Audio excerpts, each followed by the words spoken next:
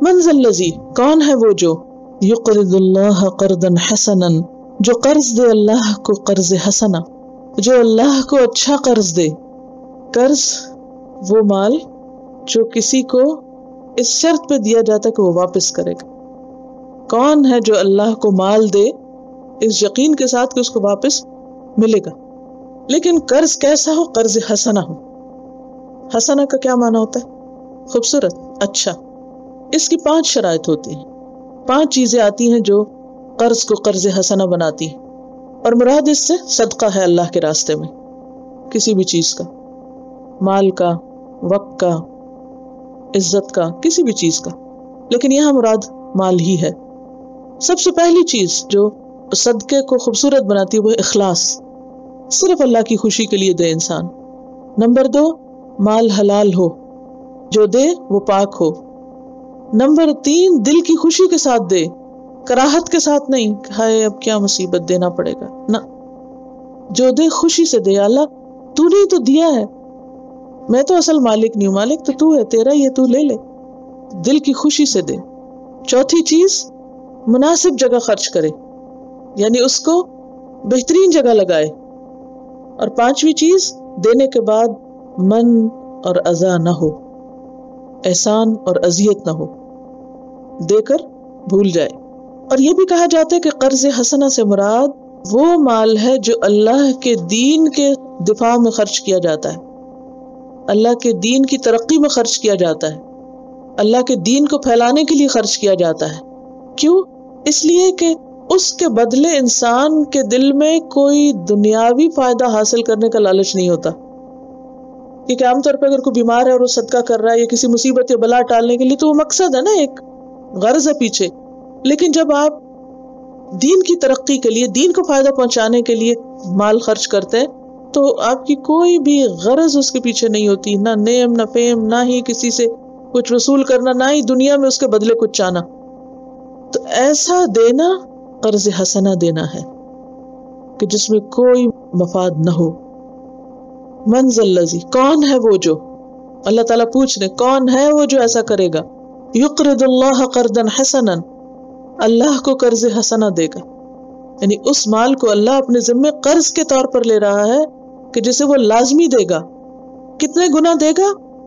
فَيُضَاعِفَهُ لَهُ أَضْعَافًا كَثِيرَةً، کئی گنا بڑھا چڑھا کر دے گا، بہت ہی زیادہ، اضعافاً کثیرہ، اتنا کہ تم گن نہ سکو۔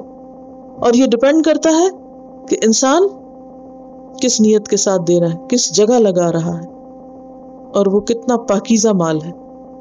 کیونکہ حدیث میں آتا ہے، صحیح مسلم کی حدیث ہے، ان اللہ طیب لا يقبل الا طیبا، اللہ پاک ہے اور صرف پاک مال کو قبول کرتا ہے، ناپاک کو قبول نہیں کرتا، ناپاک نہیں لیتا وہ۔ واللہ یقبض، اور اللہ ہی سکیڑتا ہے، کم کرتا ہے، ویبسط، اور زیادہ دیتا ہے۔ یہ کیوں کہا؟ اس لیے کہ جب انسان دینے لگتا ہے تو اس کے دل میں ایک خوف آنے لگتا ہے کہ اچھا میں اگر اس کو دے دوں گا تو پھر میرا کم ہو جائے گا، میرے پاس نہیں رہے گا۔ فرمایا کہ یہ تمہارے دینے سے نہیں کم ہوگا، یہ اللہ چاہے گا تو کم ہوگا، ورنہ تمہارے دینے پر تو وہ کئی گنا واپس تمہیں لوٹا دے گا۔ اور کئی دفعہ آپ نے دیکھا ہوگا کہ آپ ایک چیز دیتے ہیں اور آپ کے پاس اس کے بدلے میں اس سے بہتر چیز آتی ہے اور کئی گنا زیادہ آتی ہے۔ اور یاد رکھیے، گنا سے مراد تعداد ہی نہیں ہوتی، کوالٹی بھی ہوتی ہے، کوانٹٹی بھی ہوتی ہے۔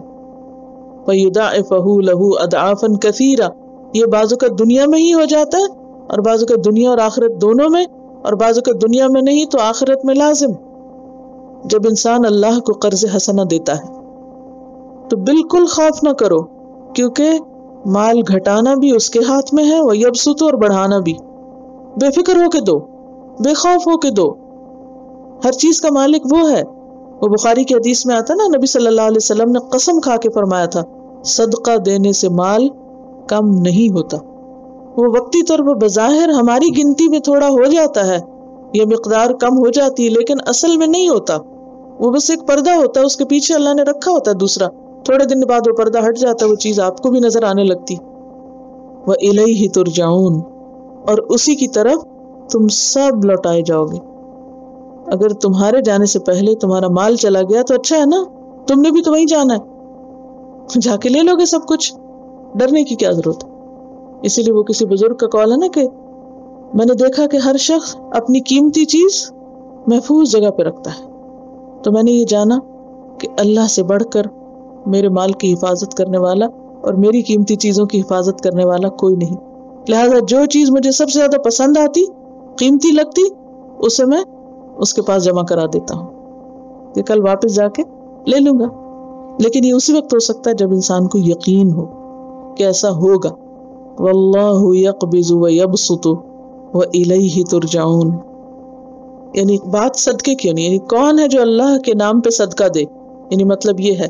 لیکن صدقہ نہیں کہا گیا، قرض کہا گیا، کیونکہ صدقہ تو دے کے واپس نہیں ملتا، تو قرض یعنی مثلا آپ کسی کو صدقہ دے رہے ہیں تو آپ اس طرح دے رہے ہیں کہ آپ کو واپس نہیں لینا اس سے، لیکن اگر آپ کسی کو لون دے رہے ہیں تو آپ کو واپس لازمی ملے گا۔ تو اللہ تعالیٰ صدقے کو قرض کہہ رہے ہیں کہ تم سمجھو کہ تم نے مجھے صدقہ نہیں قرض دیا ہے اور میں تم کو لازمی واپس کروں گا، دنیا میں بھی آخرت میں بھی، چاہے دنیا اور آخرت دونوں میں، چاہے صرف دنیا میں، اور اگر نیت اچھی ہے تو آخرت میں لازم ملے گا۔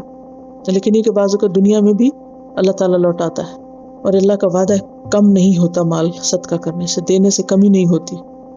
اب یہاں قرض کی بات ایک دم کیوں آ گئی؟ ابھی تو جنگ کی بات ہو رہی تھی اور ابھی قرض کی بات آ گئی، کیوں؟ اس لیے کہ اللہ کے راستے میں نکلنے کے لیے پھر مال بھی چاہیے ہوتا ہے، کیونکہ قرآن پاک میں دوسری جگہ پر آتا ہے وَجَاهِدُوا بِأَمْوَالِكُمْ وَأَنفُسِكُمْ فِي سَبِيلِ اللَّهِ، اللہ کے راستے میں جہاد کرو مال اور جان سے، دونوں چیزوں کی ضرورت ہوتی ہے۔